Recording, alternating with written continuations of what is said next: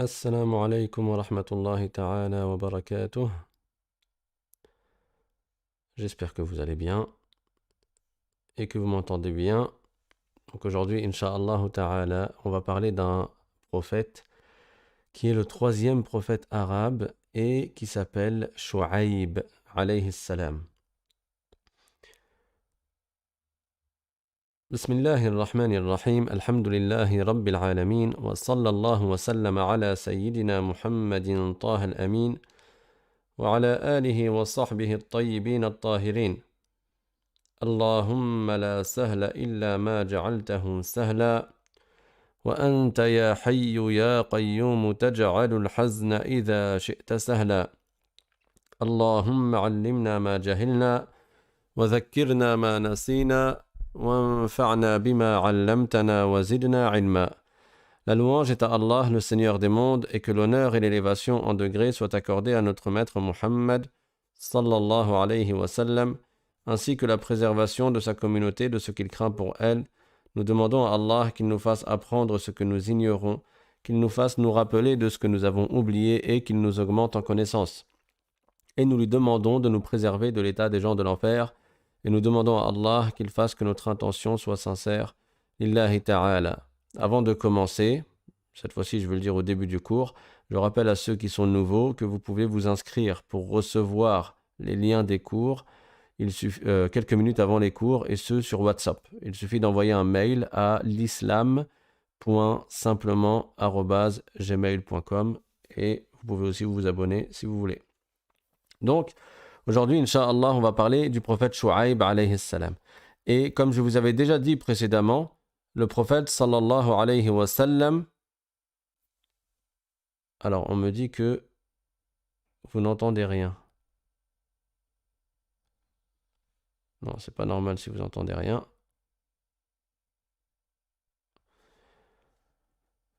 Alors, je fais une petite vérification. Ah, on entend bien, on me dit. Très bien. Peut-être qu'il faut allumer le micro, le volume. Donc, le prophète sallallahu alayhi wa sallam, il a dit dans un hadith wa arba'atum min al-arab, c'est-à-dire et 4 parmi les prophètes sont arabes. Quels sont les 4 prophètes arabes? Hud, Salih, Shu'aib et Muhammad sallallahu alayhi wa sallam. En ce qui concerne Hud et Salih, on en a déjà parlé au début de cette série de cours. Et vous avez accès à ces cours-là dans la playlist sur les histoires des prophètes. Et en ce qui concerne le prophète Muhammad sallallahu alayhi wa sallam, vous le connaissez puisqu'il s'agit de notre prophète, le prophète de notre communauté. Il reste le 3e prophète arabe qui est le prophète Shu'aib et c'est de lui que nous allons parler aujourd'hui, Inch'Allah ta'ala. Maintenant, comme j'ai déjà dit également, il n'y a eu que 4 prophètes arabes et tous les autres prophètes n'étaient pas des arabes. La religion de l'islam n'est pas réservée aux arabes, mais c'est la religion qu'Allah a révélée à tous ses prophètes et qui est d'adorer Dieu uniquement, de ne rien lui associer et de se soumettre à Allah et de ne pas adorer autre qu'Allah subhanahu wa ta'ala. Le prophète Shu'aib alayhi salam, c'est donc un ancien prophète, bien qu'il est arrivé après le prophète Ibrahim alayhi salam. Après le prophète Ibrahim alayhi salam et après l'histoire du prophète Lot alayhi salam. Je vous avais parlé de Ishaq et Ismaïl qui sont les 2 enfants de Ibrahim, alayhi salam, et qui étaient tous 2 des prophètes, mais cela ne veut pas dire que ensuite Ibrahim n'a pas eu d'autres enfants. Et certains ont dit que le peuple de Madian descend de Madian, qui est un des enfants de Ibrahim, alayhi salam. Le prophète Shu'aib a donc été envoyé à un peuple d'Arabes qui, à l'origine, suivait la religion du prophète Ibrahim, et alayhi salam. Et ils adoraient Allah subhanahu wa ta'ala, et ils appliquaient la religion de l'islam. Sauf que, après une certaine période, ils se sont mis à quitter l'islam, comme pour les communautés dont j'ai parlé précédemment. Et ils ont quitté l'islam petit à petit jusqu'à ce que ça devienne un peuple de mécréants. et ils adoraient un arbre qu'on appelle Al-Aïka. C'est pour ça qu'il est cité dans le Coran l'expression Ashabul Aïka, c'est-à-dire ceux qui adoraient l'arbre Al-Aïka. Et le prophète Shu'aib alayhi salam est cité dans le Coran. Il fait donc partie des 25 prophètes. Sur les milliers de prophètes qui ont existé, il fait partie des 25 prophètes à avoir été cités par leur nom dans le Coran, et il a été cité d'ailleurs à 10 reprises. Et ce qui est arrivé au peuple de Shu'aib et leur histoire, ça a eu lieu après l'histoire du prophète Lot, qui lui-même est le neveu du prophète Ibrahim alayhi salam. Comment on le sait? Parce que en s'adressant à son peuple, le prophète Shu'aib alayhi salam, il leur a dit وَمَا قَوْمُ لُوطٍ مِّنكُمْ بِبَعِيدٍ, c'est-à-dire, et le peuple de Lot, il n'est pas loin de vous. Donc déjà dans la distance, le peuple de Shu'aib n'a pas vécu loin du peuple de Lot, mais également dans le temps. Ce qui est arrivé au peuple de Lot, c'était il n'y a pas si longtemps. Il a dit ça à son peuple pour les réveiller et pour leur dire d'embrasser l'islam et d'arrêter de commettre les actes interdits qu'ils commettaient. Parce que le peuple de Shu'aib, c'était un peuple qui vivait du commerce. Et ils vivaient dans une grande aisance. Ils étaient à la croisée des routes dans le Hijaz. Donc, d'une part, ils faisaient du commerce entre le Yémen et la région de Hacham, donc nord-sud. La région de Hacham, c'est la région qui réunit le Liban, la Palestine, la Jordanie et la Syrie. On appelle cela le Cham. Et d'autre part, ils faisaient du commerce entre l'Irak et l'Égypte. Sauf que, comme j'ai dit, premièrement, ils n'adoraient plus Allah, mais ils adoraient un arbre qui était Al-Aïka. C'était un arbre qui était touffu, qui avait les branches qui étaient mêlées les unes aux autres et qui était entouré d'arbustes. Et en plus, ils commettaient des péchés. Et le péché par lequel ils étaient connus, entre autres, c'était qu'ils trichaient lorsqu'ils faisaient du commerce. Ils trichaient dans Al-Kaïl et Al-Mizan, dans les mesures de volume et dans les mesures de poids. Quand ils vendaient, ils diminuaient le volume ou le poids de ce qu'ils vendaient. Par contre, lorsqu'ils achetaient, ils faisaient en sorte de s'assurer qu'ils achetaient correctement avec le bon volume et le bon poids. Donc, quand ils achetaient avec plus de volume et plus de poids que quand ils ne vendaient. Et cela en trichant. Comme si quelqu'un, par exemple, au lieu de te vendre 1 kilo de pois chiches, il te fait croire qu'il te vend 1 kilo de pois chiches et en réalité, il te vend 900 grammes. Ça, c'est haram. Ça fait partie des grands péchés. Allah blâme cet acte dans le Coran. Waylul lil mutaffifin.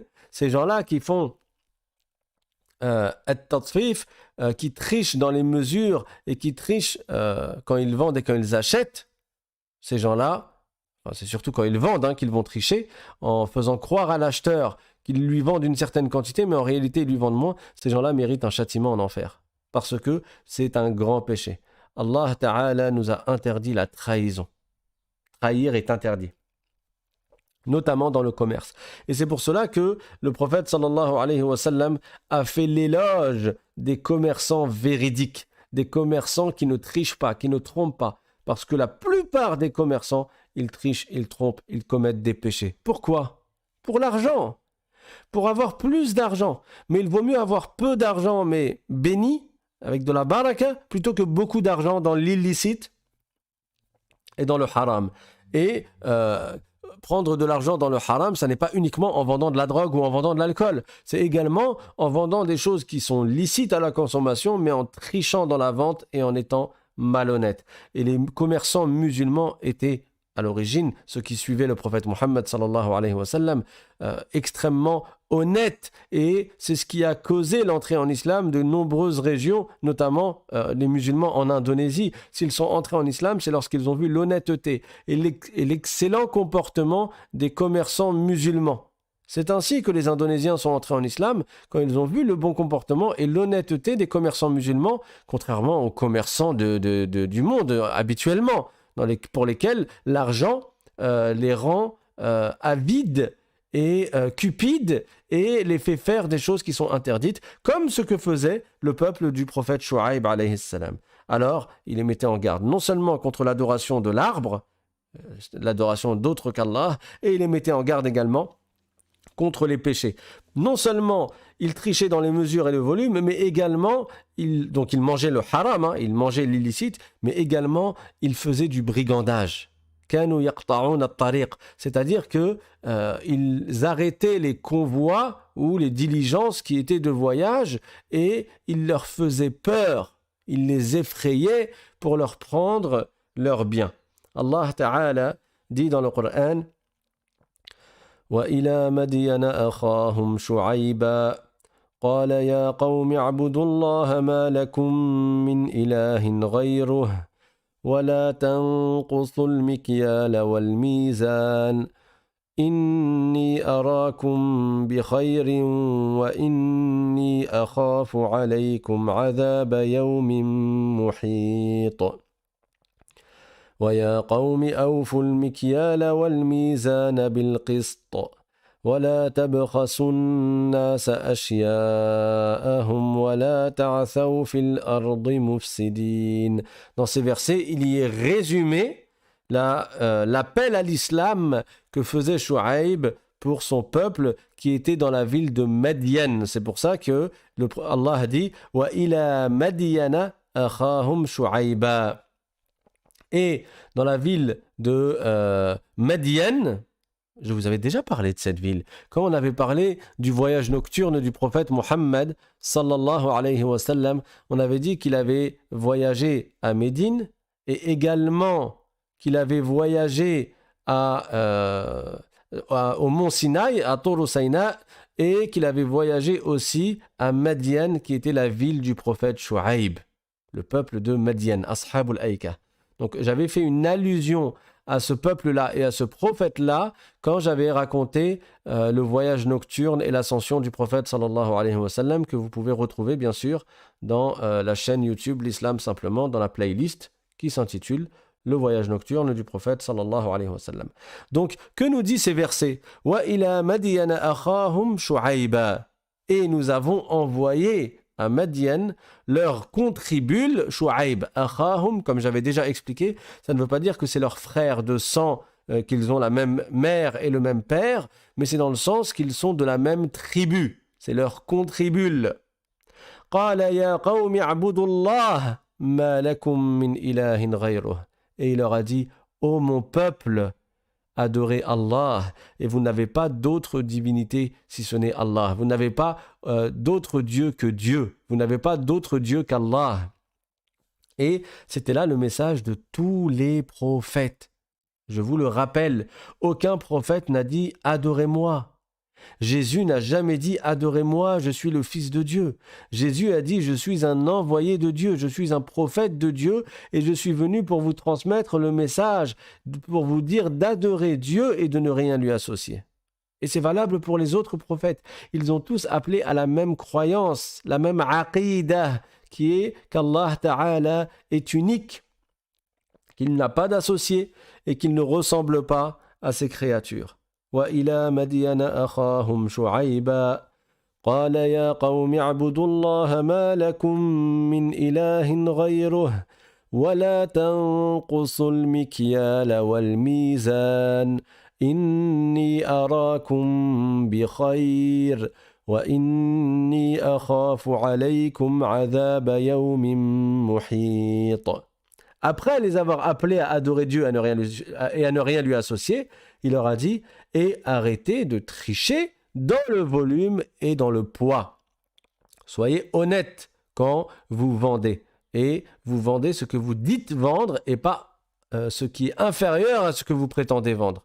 Inni arakum bi khair. Je vois que vous n'êtes pas pauvre, vous n'êtes pas dans une difficulté, vous vivez de manière prospère et aisée. Alors pourquoi tricher pour avoir encore plus? Pourquoi cette cupidité? Pourquoi cette avidité? Ne soyez pas attachés à l'argent au point de tomber dans le haram. Et rappelez-vous que les récits qui sont cités dans le Coran sont des leçons pour nous.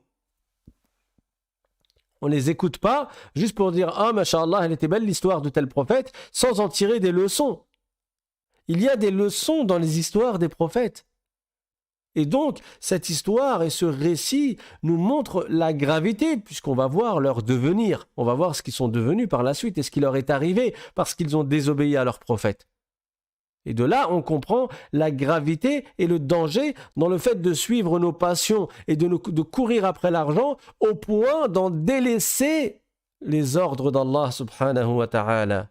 Il faut que nous ne franchissions pas les limites de la loi de l'islam, les limites de la loi d'Allah subhanahu wa ta'ala. Parce que sinon, non seulement tu n'auras pas de baraka dans tes biens, tu n'auras pas de bénédiction, même si tu as beaucoup d'argent. Il risque de t'arriver des malheurs et en plus, tu mérites un châtiment dans l'au-delà si tu tombes dans le haram. Et il leur a dit également, donc, je vous vois vivre d'une manière prospère, et je crains pour vous que vous soyez touchés par un châtiment dur, par un châtiment qui vous viendra de toutes parts. Et il leur dit une deuxième fois, ô mon peuple, soyez équitable et juste lorsque vous vendez avec les mesures de poids et les mesures de volume. Il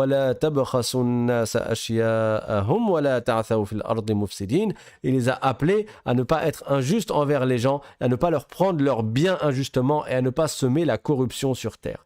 Voilà l'enseignement des prophètes. Comment des gens peuvent oser dire maintenant qu'il ne faut pas suivre les prophètes ou que ce que les prophètes ont enseigné, ça passe après ce que eux-mêmes vont inventer comme chose à faire. Mais les prophètes, ils transmettent le message de Dieu. Et Dieu, il ordonne et interdit selon une sagesse. Donc, il n'y a pas une loi qui est plus juste que la loi divine. Il n'y a pas une loi qui est plus sage que la loi divine. Que tu connaisses ou pas la sagesse. Toi, tu connais la sagesse des lois qui ont été révélées par les prophètes ou tu ne les connais pas. Dans tous les cas, tu sais pertinemment, sans aucun doute, sans aucune suspicion, qu'il y a la justice et l'équité et la droiture dans le fait de suivre ces lois-là, les lois d'Allah subhanahu wa ta'ala.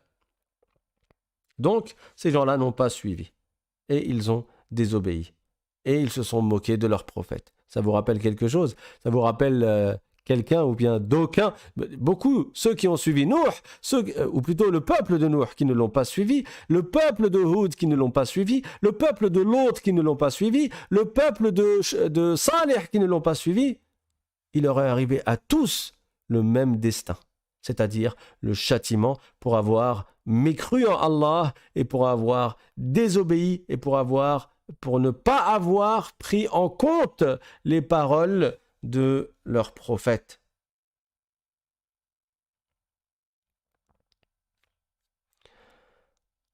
Alors le prophète Shu'aib alayhi salam, il les a appelés à l'islam, il a fait preuve d'une immense patience, eux se moquaient de lui, très peu de gens ont cru en lui, tout comme pour les prophètes dont j'ai parlé précédemment, très peu de gens ont cru en eux, mais rappelez-vous le verset du Coran, c'est-à-dire, et si tu veux dénombrer, tu verras que la plupart des gens ne sont pas croyants.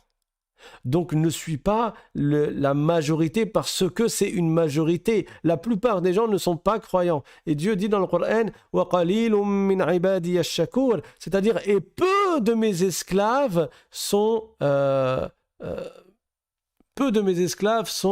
shakur, c'est-à-dire reconnaissant d'une totale reconnaissance. Et Shu'aib alayhi salam, il les a également mis en garde contre le brigandage. Et il a dit ce qui est cité dans le Coran, وَلَا تَقْعُدُوا بِكُلِّ صِرَاطٍ تُوعِدُونَ. Donc ça veut dire arrêtez de menacer les gens et de leur dire que vous allez leur prendre leur argent et de leur faire peur. Donc, il les a appelés à quoi? À la justice. Il les a appelés à la bienfaisance. Il les a appelés au bon comportement. Et avant toute chose, il les a appelés à adorer Allah subhanahu wa ta'ala.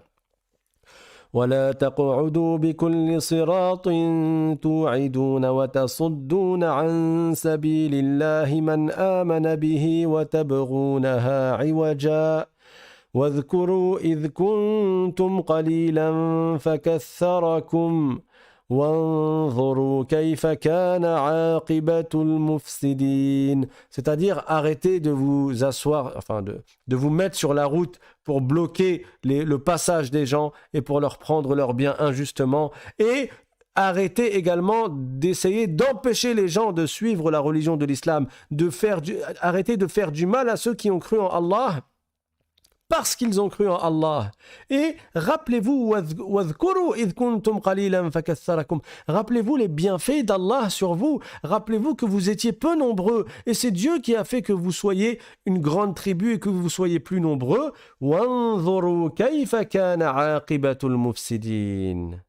Et rappelez-vous que sont devenus ceux qui ont semé la corruption sur terre avant vous. Donc, il leur a fait la da'wa. Il leur a fait le rappel, il les a appelés à l'islam, alayhi salatu wassalam.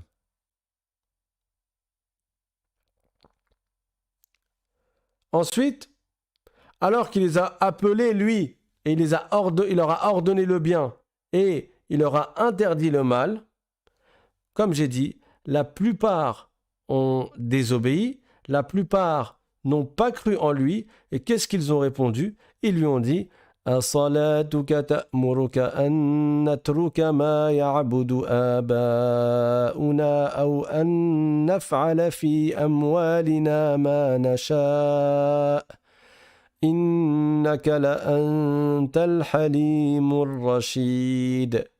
Ils lui ont dit, c'est ta prière qui t'ordonne de nous dire d'arrêter d'adorer ce qu'adoraient nos parents, ce qu'adoraient nos ancêtres. C'est ta prière qui nous dit, c'est ta prière qui t'ordonne de nous dire d'arrêter de faire ce qu'on veut avec notre argent et d'agir comme bon nous semble. C'est tes prières qui font ça. Ils étaient en train de se moquer de lui en fait. Et pour le rabaisser, il disait Innaka la antal halimur rashid. Oh, qu'est-ce que tu es indulgent, qu'est-ce que tu es bon, qu'est-ce que ceci, qu'est-ce que cela. Il disait ça pour se moquer du prophète Salih. Il disait ça pour se moquer du prophète Shu'aib alayhi salam. Et qu'est-ce qu'il leur a dit? قال يا قوم أرأيتم إن كنت على بينة من ربي ورزقني منه رزقا حسنا وما أريد أن أخالفكم إلى ما أنهاكم عنه إن أريد إلا الإصلاح ما استطعت وما توفيقي إلا بالله عليه توكلت وإليه أنيب. Donc il leur a dit que ce qu'il fait là, à les appeler à l'islam, lui-même il le suit. Il ne va pas faire le contraire de ce qu'il leur dit de faire. Selon la règle incorrecte qui est faites ce que je dis mais ne faites pas ce que je fais. Non, lui il les a appelés à la bienfaisance, il les a appelés à adorer Dieu et lui-même il n'allait pas les suivre dans le mal et délaisser ce à quoi il les appelle. وَمَا تَوْفِيقِي إِلَّا بِاللَّهِ. Il leur a dit, et ma réussite n'a lieu que par Allah. C'est Allah qui accorde, qui ouvre les portes du bien, et c'est Allah qui accorde la réussite. Et il leur a dit, إِنْ أُرِيدُ إِلَّا الْإِصْلَاحَ مَا اسْتَطَعْتُ. Moi, tout ce que je veux, c'est améliorer. Ce que je veux, c'est le bien. Ce que je veux, c'est corriger le mal et vous faire le bien et vous faire arrêter de faire le mal. Après avoir essayé avec cette douceur-là et avec cette énorme patience, il a vu qu'il n'écoutait pas, que son peuple n'écoutait pas. Alors qu'est-ce qu'il a fait? Il a commencé à les menacer. Les menacer de quoi? Du châtiment d'Allah subhanahu wa ta'ala. Et bien entendu, il leur disait que même si vous n'avez pas beaucoup d'argent, c'est mieux tant que c'est halal plutôt que d'avoir beaucoup d'argent qui est haram. Et Allah dit dans le Coran, au sujet de Salih alayhi salam, qu'il leur a dit « Baqiyatullahi khayrun lakum in kuntum mu'minin, wa ma ana alaykum bihafidh » C'est-à-dire que si les gains que vous avez, ils sont un peu, c'est pas énorme, mais que vous êtes honnête dans les mesures de poids et de volume quand vous faites votre commerce, c'est mieux pour vous si vous êtes croyant que d'avoir beaucoup d'argent, mais dans l'injustice et dans la tricherie et dans la tromperie. Et ça nous rappelle un verset du Coran dans lequel Allah Ta'ala dit « Yamhaqullahu ar-riba wa yurbi as-sadaqat » Donc Dieu, il fait qu'il y ait de la baraka dans les aumônes. Celui qui fait des aumônes, il se trouve avec des bénédictions dans son argent. Et c'est comme si, même s'il n'a pas beaucoup d'argent, c'est comme s'il en avait beaucoup dans le sens où il arrive à faire ce qu'il a besoin et ça lui suffit. Par contre, le gain usuraire, celui qui récupère beaucoup d'argent par le gain usuraire, Dieu fait qu'il n'y a pas de baraka dans son argent et il est possible que, même s'il a beaucoup d'argent de manière physique et mathématique, mais dans la réalité des faits, il se trouve frustré ou comme s'il avait peu, comme s'il avait besoin de plus, il n'y a pas de baraka dans ses biens. Donc, Shu'aib alayhi salam a commencé à les menacer. Et il leur a dit وَيَا قَوْمِ لَا يَجْرِمَنَّكُمْ شِقَاقِي أَنْ يُصِيبَكُمْ مِثْلُ مَا أَصَابَ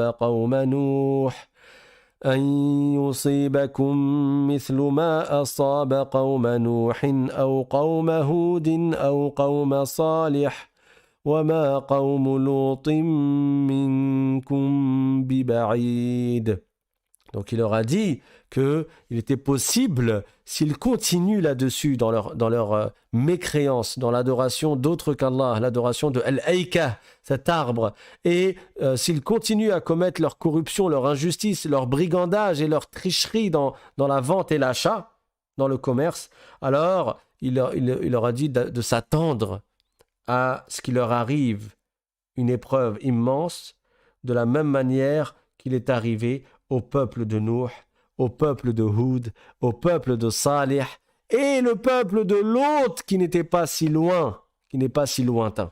Le peuple de Nuh, ils ont été anéantis par le déluge. Le peuple de Houd, vous vous rappelez ce qui leur est arrivé quand ils se sont moqués de leur prophète et lui ont dit « Vas-y, ramène-nous ton châtiment ». Et après, ils ont eu le fameux vent qui les a fait soulever de la terre pendant sab'a layalin wa thamaniyata ayyamin husuma, comme Dieu le dit dans le Coran, pendant 7 nuits et 8 jours d'affilée, au point que à la fin, ils tombaient et leur tête était détachée du sol. Ils ont été anéantis. Le peuple de Salih qui disait à leur prophète Salih, vas-y, ramène-nous ton châtiment, fais-nous voir. Et au final, ils ont reçu le châtiment. N'est-ce pas? À la fin, il leur a dit, vous allez voir, pendant 3 jours, vous allez rester vivants encore 3 jours, et après le châtiment va arriver. Et le premier jour, ils ont vu leur visage, il était teint en jaune, et le deuxième en rouge, et le troisième en noir, et là ils ont compris que le châtiment allait arriver. Ils ont même creusé leur tombe, ils ont préparé leur linceul, ils savaient que ça allait venir. Et là, leur châtiment est arrivé. La terre, elle a tremblé. Eux, ils regardaient à droite, à gauche, devant, derrière. Ils ne savaient pas d'où ça allait arriver. Finalement, ça arrivait par en bas et par en haut. Par en bas, ils ont eu un tremblement de terre.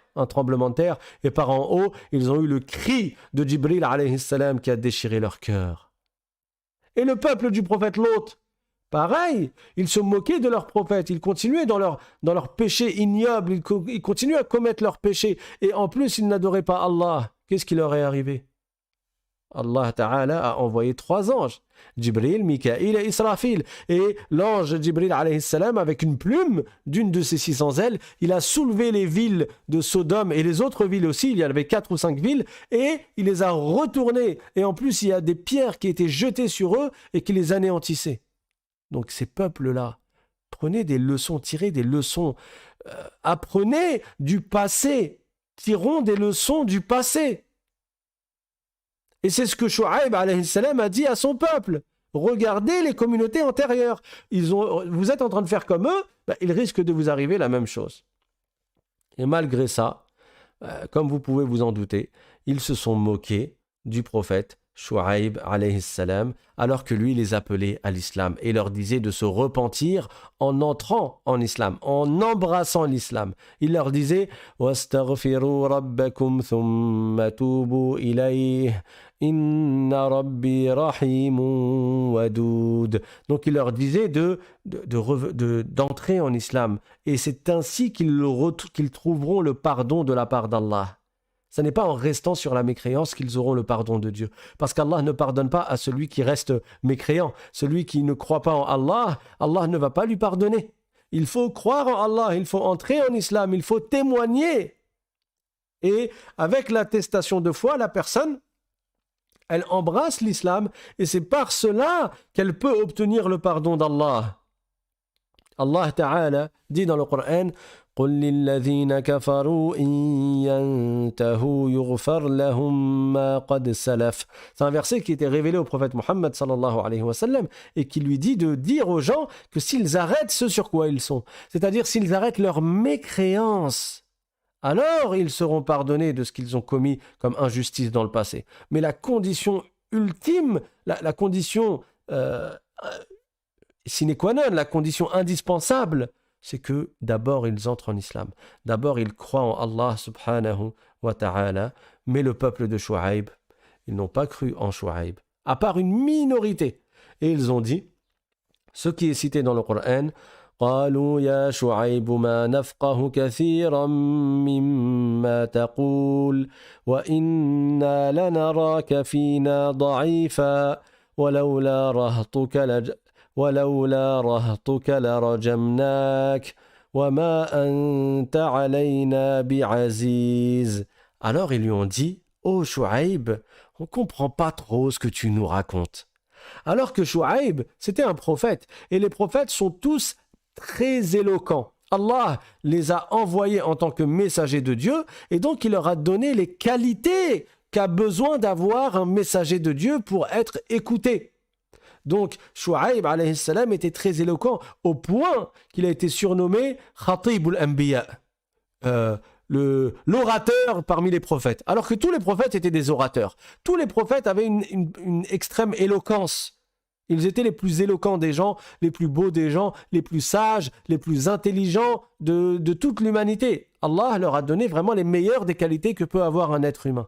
Et Shu'aib alayhi salam a été surnommé Khatibul Anbiya, donc l'orateur parmi les prophètes. C'est dire à quel point il avait de l'éloquence. Et écoutez ce qu'ont dit ces gens-là, ces mécréants. Ils lui ont dit Ma nafqahu kathiran mimma taqul. Ah, on ne comprend pas trop ce que tu nous dis, qu'est-ce que tu nous racontes là? Vous voyez l'orgueil jusqu'à où ça mène. Parfois, tu parles avec quelqu'un et tu lui donnes les preuves. Et tu agis avec sagesse, et tu agis avec indulgence, et tu parles avec douceur. Mais il veut faire son têtu, il veut faire son borné, il veut faire son orgueilleux, et il fait croire que c'est pas clair ce que tu dis, on ne comprend pas ce que tu dis. Non, ce que tu dis c'est compréhensible, mais lui il est entêté. C'est Allah qui guide qui il veut. Yahdillahu man yasha. Allah Ta'ala guide qui il veut, et nous on n'est que des asbab. On est des causes. On essaye d'appeler à l'islam. On essaye d'appeler à la guidée pour que les gens soient sauvés de l'enfer. Mais après, c'est Dieu qui crée la guidée dans les cœurs. C'est pas nous qui créons quoi que ce soit. C'est pour cela que Dieu dit dans le Coran à son prophète Mohammed sallallahu alayhi wa sallam, alors que le prophète était attristé parce que même certaines personnes de sa famille ne croyaient pas en Allah. Son oncle Abu Lahab, il ne croyait pas en Allah. Même son oncle Abu Talib, qui l'a soutenu et qui l'a défendu, il a refusé de témoigner.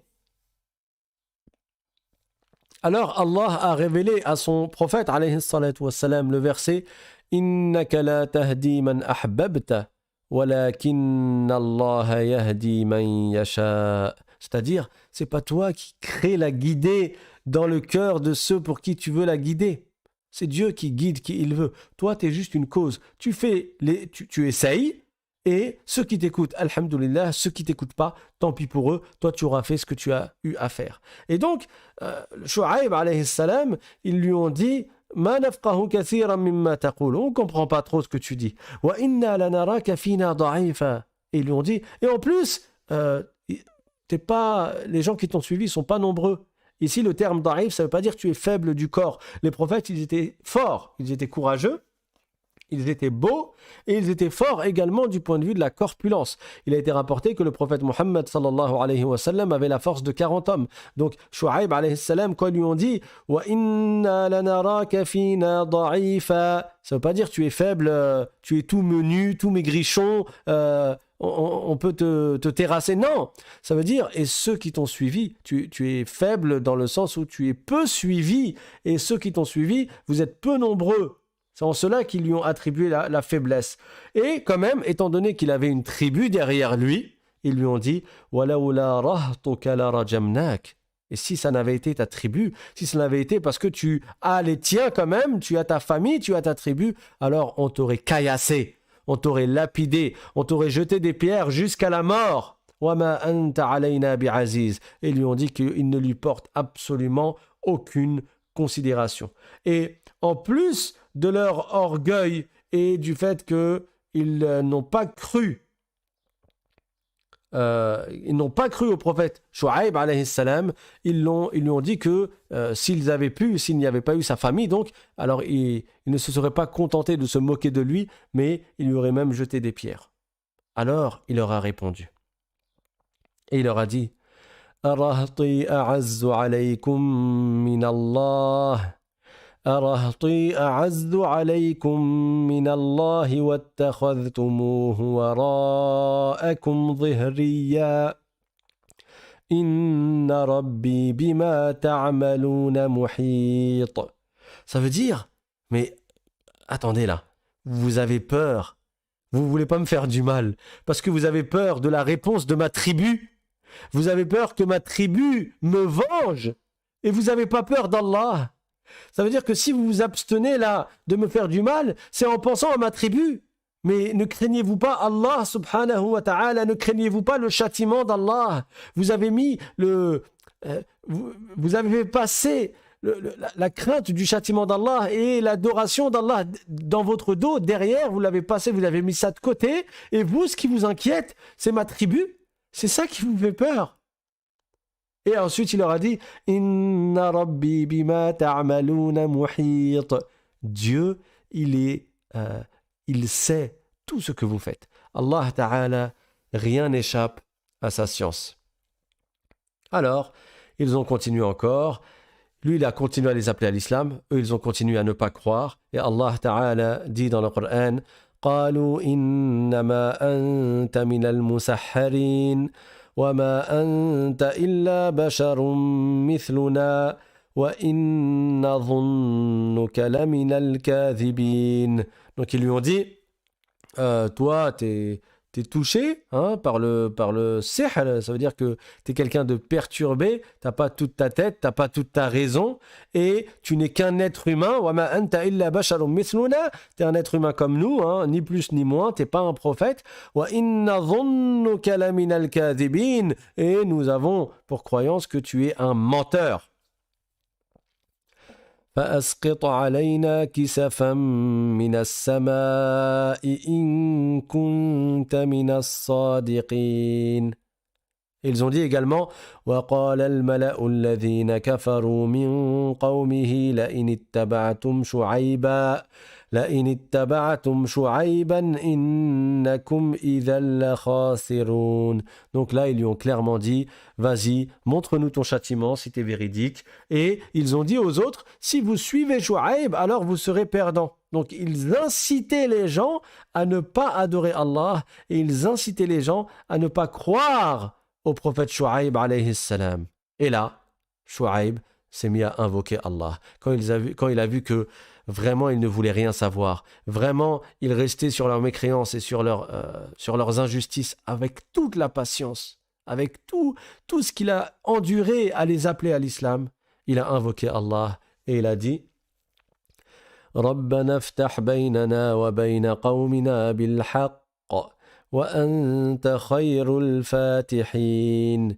Là, il a invoqué Allah et Allah subhanahu wa ta'ala a exaucé son invocation et il a fait descendre un châtiment terrible au peuple de Shu'aib alayhi salam. Et ce châtiment est une leçon, encore une fois, pour ceux qui viennent après. pour qu'ils ne fassent pas la même chose, pour qu'ils ne les prennent pas comme exemple, mais pour qu'ils adorent Allah Ta'ala et qu'ils obéissent à Allah subhanahu wa ta'ala. Et Allah Ta'ala dit dans le Coran فأخذهم عذاب يوم الظلة إنه كان عذاب يوم عظيم. Quel est donc ce châtiment? Ce châtiment a même eu un nom. Ils ont été touchés par le châtiment de Al-Dhullah.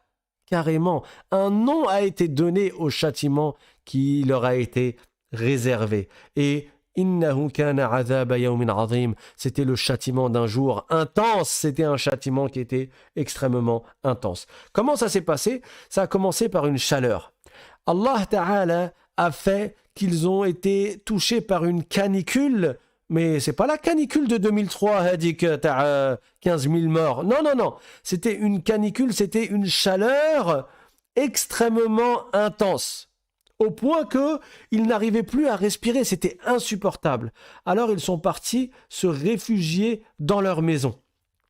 Allah Ta'ala a fait que la chaleur allait entrer dans leur maison. Et c'est devenu insupportable. Alors ils se sont sauvés, ils ont quitté leur maison, et ils ont quitté leur ville, ils sont partis dans Al-Barriya, dans la campagne, en espérant trouver de l'air un peu plus frais. Parce que vraiment, ils n'arrivaient plus, c'était trop chaud, ils avaient du mal à respirer. Et ça a duré combien de temps? Ça a duré 7 jours. Pendant 7 jours, ils n'avaient pas d'air. Ils n'arrivaient pas à respirer tellement c'était une chaleur qui était intense. Et ils n'arrivaient pas, même de l'eau ou bien de l'ombre, rien n'y changeait au fait qu'ils étaient touchés par une immense chaleur. Alors ils se sont sauvés et ils ont trouvé un nuage. Et ils se sont réfugiés sous ce nuage. Et là, ils ont trouvé de la fraîcheur.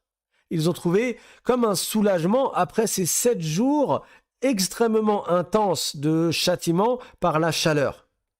Et là, ils se sont appelés les uns les autres pour qu'ils se recueillent tous sous ce nuage-là. Donc ils se sont appelés pour se réfugier de la chaleur sous ce nuage. Mais ils n'avaient pas su à ce moment-là que ce nuage, ça allait être leur châtiment justement. Ce nuage, c'est comme s'ils les avaient appelés et ils se sont réfugiés en dessous. Ils ont senti un peu de chaleur et là le châtiment est arrivé et le nuage s'est transformé en un feu avec des éclairs pour eux. Dans ce nuage, il y avait des éclairs et il y avait le châtiment. Et la terre s'est mise à trembler. Donc ils ont eu par en dessous eux aussi un tremblement de terre. Et l'ange Jibril alayhi salam, il a poussé un cri dans le ciel et leur âme a été déchirée, leurs cœurs ont été déchirés. Et Allah Ta'ala, c'est lui qui accorde une punition qui est juste à qui il veut. Et il dit dans le Coran وَكَذَلِكَ أَخْذُ رَبِّكَ إِذَا أَخَذَ الْقُرَى وَهِيَ ظَالِمَةٌ إِنَّ أَخْذَهُ أَلِيمٌ شَدِيدٌ. C'est-à-dire que si Allah a prédestiné pour un peuple injuste qu'il se fasse punir, qu'il se fasse châtier, alors la punition d'Allah, elle est extrêmement douloureuse. Le châtiment d'Allah est extrêmement douloureux et c'est Allah qui accorde la victoire à ceux qui l'ont suivi. C'est Allah qui accorde la victoire à ses prophètes. Et Allah dit dans le Coran إِنَّا لَنَنصُرُ رُسُلَنَا وَالَّذِينَ آمَنُوا فِي الْحَيَاةِ الدُّنْيَا وَيَوْمَ يَقُومُ الْأَشْهَادُ. C'est-à-dire que c'est Allah Ta'ala qui accorde la victoire et la réussite aux prophètes, aux envoyés de Dieu et à ceux qui ont cru en eux, aussi bien dans ce bas monde et dans l'au-delà. Mais attention, ça ne veut pas dire qu'il est impossible qu'un prophète se fasse tuer ou que quelqu'un qui a cru en Allah se fasse tuer injustement. On le voit bien dans la vie, que ce soit à notre époque ou même à l'époque des prophètes, que ceux qui étaient vertueux, beaucoup d'entre eux sont morts martyrs. Mais Allah leur a accordé la victoire. La victoire ici, ça n'est pas forcément de gagner dans la bataille ou de gagner dans le combat ou de gagner dans le duel de sorte à en sortir vivant, indemne, et que ce soit l'autre qui termine au sol. Ça n'est pas cela ici ce qui est visé par la victoire. Allah accorde la victoire au sens où il accorde la réussite à cette personne-là de sorte à ce qu'elle soit dans un état qu'Allah agrée, qu'elle soit sur le chemin de la droiture. Et c'est elle qui a tout gagné, même si elle se fait tuer, même si elle se fait torturer, comme se font torturer les Ouïghours à notre époque, qu'Allah Ta'ala les soulage et les délivre de leurs grandes épreuves. Et pas que les Rohingyas et tous les autres musulmans, tous les autres croyants qui, pour leur islam, qui parce qu'ils sont musulmans, parce qu'ils ont cru en Allah subhanahu wa ta'ala, ils se font torturer et ils subissent d'immenses injustices. En réalité, Allah leur accorde la victoire.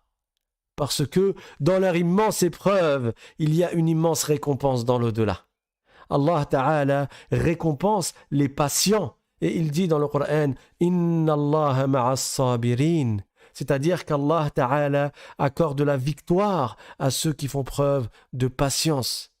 Et Allah dit dans le Coran « Wasta'inu bis-sabri was-salah » c'est-à-dire, et aidez-vous par la patience et par la prière. « Wa innaha lakabiratun illa 'ala al-khashi'in » Et combien de gens, ils trouvent la prière comme étant un fardeau. Mais ceux qui craignent Allah subhanahu wa ta'ala, eux, ils se précipitent à faire la prière. Comme faisait le prophète Mohammed sallallahu alayhi wa sallam, quand il appelait son mu'adhin, le muezzin qui faisait l'appel à la prière et qui s'appelait Bilal al-Habashi, radiyallahu anhu. Il l'appelait, il disait « Arihna biha ya Bilal » c'est-à-dire Bilal, apaise-nous par la prière. Ça veut dire, va faire l'appel à la prière, que l'on puisse être apaisé, que l'on puisse avoir le cœur serein et en paix dans notre prière. C'est ainsi que faisaient les croyants vertueux et les prophètes, et c'est ainsi qu'Allah leur a accordé la victoire. Comme il dit dans le Coran, « Inna lanansuru rusulana » nous accordons la victoire à nos prophètes. Alors oui, certains prophètes ont été sauvés du mal et de l'injustice de leur peuple.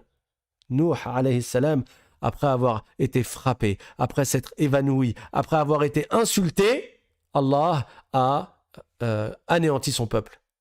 Salih, Hud et Shu'aib, pareil, ils ont subi des injustices, Allah a anéanti leur peuple. Et certains prophètes, comme le prophète Zacharia ou le prophète Yahya, ou d'autres parmi les prophètes qui ont été envoyés au peuple de Banu Israël, beaucoup d'entre eux se sont fait tuer par ce peuple-là. Ce peuple-là, ils ont commis beaucoup d'injustices. Ils ont tué beaucoup de prophètes, Banu Israël. Et bien sûr, parmi eux, il y avait des croyants. Parmi eux, il y avait des musulmans. Mais une grande majorité commettait de grandes injustices et ils ont tué les prophètes. C'est pas pour autant que les prophètes n'ont pas été victorieux.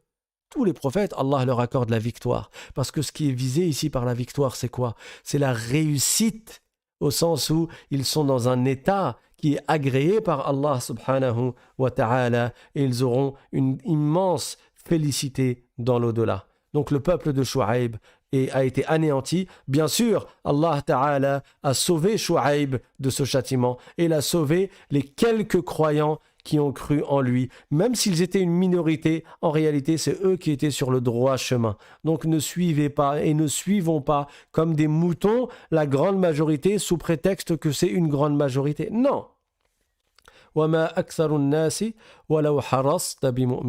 grande majorité des gens, si tu les décomptes, si tu les énumères, tu les comptes, tu verras qu'ils ne sont pas des croyants. Et Allah Ta'ala dit dans le Coran au sujet de son prophète Shu'aib alayhi salam, فَتَوَلَّى عَنْهُمْ وَقَالَ يَا قَوْمِ لَقَدْ أَبْلَغْتُكُمْ رِسَالَاتِ رَبِّي وقال يا قوم لقد أبلغتكم رسالات ربي ونصحت لكم فكيف آسى على قوم كافرين. C'est-à-dire, quand son peuple a été châtié, quand son peuple a été anéanti en ce jour, le jour du châtiment de Adh-Dhullah, ces gens qui étaient Ashabul Aïka, qui adoraient un arbre, ils adoraient un arbre, ils ont été châtiés ce jour-là. Alors le prophète Shu'aib alayhi salam, il s'est détourné d'eux. Quand il a vu que ce qui leur était arrivé, il est parti et il a dit « Laqad ablaghtukum risalati rabbi » Moi, je vous ai transmis le message de mon Seigneur. Moi, je vous ai transmis, j'ai fait ce que j'avais à faire. Je vous ai ordonné le bien, je vous ai interdit le mal. Moi, j'ai fait ce qui était de mon devoir. Et moi, je vous ai conseillé. فكيف آسى على قوم كافرين. Maintenant, comment pourrais-je être désolé pour un peuple de non-croyants? Comment voulez-vous que je sois désolé pour vous de ce qui vous arrive et de ce qu'il vous est arrivé, alors que je vous avais prévenu et je vous avais dit de croire en Allah et vous ne m'avez pas écouté? Tirons des leçons de ces récits-là. Et nous aussi, suivons le message de notre prophète, qui est le prophète Muhammad sallallahu alayhi wa sallam, avant qu'il nous arrive ce que nous devons redouter, parce que le châtiment d'Allah Ta'ala, il est terrible. Le châtiment d'Allah subhanahu wa ta'ala, il est intense, il est douloureux, et personne ne peut supporter le châtiment de l'enfer. Personne ne peut supporter le châtiment même dans la tombe. Personne ne peut supporter le châtiment au jour dernier. Donc celui qui est intelligent, c'est qui? Le prophète sallallahu alayhi wa sallam a défini l'intelligent. Al-Kayyisu. Il a dit Al-Kayyisu man dana nafsahu wa amila lima ba'da al-maut. C'est-à-dire l'intelligent, c'est celui qui se rend des comptes avant le jour où il devra rendre des comptes. Et qui œuvre pour ce qui vient. Et qui œuvre pour ce qui vient après la mort. C'est lui l'intelligent. Quelqu'un qui réussit dans les diplômes et qui réussit dans les études et qui réussit dans le travail et qui réussit dans le business et qui réussit à avoir des milliards, mais il ne croit pas en Allah, celui-là, il n'est pas intelligent. Celui-là, il n'est pas fut-fut, hein. Il n'est pas intelligent.